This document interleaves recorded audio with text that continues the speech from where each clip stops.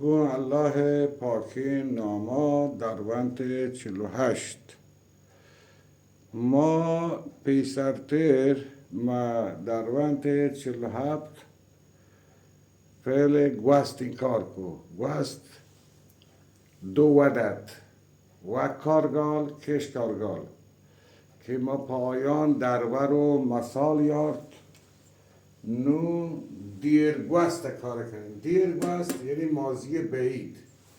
همدپی فعل ما زبان فارسی گوشنتی ماضی بعید ما بلوچی بی دیر گوست. پدا همین دیر گوست دو ودند و کارگال و کش کارگال و کارگال یعنی لازم کش کارگال متعدی. دیرگوست و کارگال یعنی ماضی بعید و فعل لازم. مثال من شتگم تو شتگه شتگ ما شتگی شما شتگید شتگند. دیرگوست کشکارگال یعنی ماضی بعید و فعل متعدی. من برتگ تو برتگ آیا برتگ ما برتگ شما برتگ آیا برتگ. شما سرپدی که کشکارگال کارگال یا فعل همواره به یک صورتیه همیشه پر یک ولیه. بس این من تو ما شما آیان شان تگله برن این کارگال تگله نبا. نو اگر کارهای انجام شده جمع باشند انت و اگر مفرد باشند انت بعد از فعل اضافه می شود. من برتگند تو برتگند آیا برتگند ما برتگند شما برتگند آیان برتگند. بچه آیان جمعه ایده نونی تکه نوارد نونی تکه نواردند.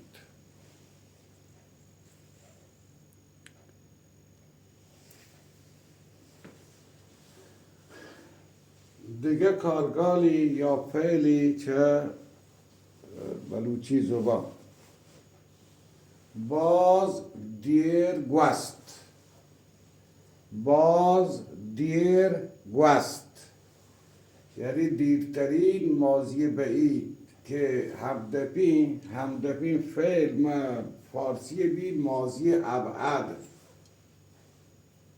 باز دیر گوست. باز دیرگوست و کارگال یا فعل لازمی توشه. من شتگتام تو شتگته شتگت ما شتگتی شما شتگتید. بچار ایده دوتا ات آت کرد شتگتند. باز دیرگوست کشکارگال یا متعدی. من برتگت تو برتگت آیا برتگت ما برتگت شما برتگت آیان برتگت. آیان جمع نونی تکری.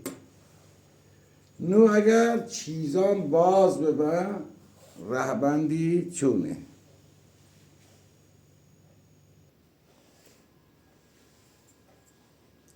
نو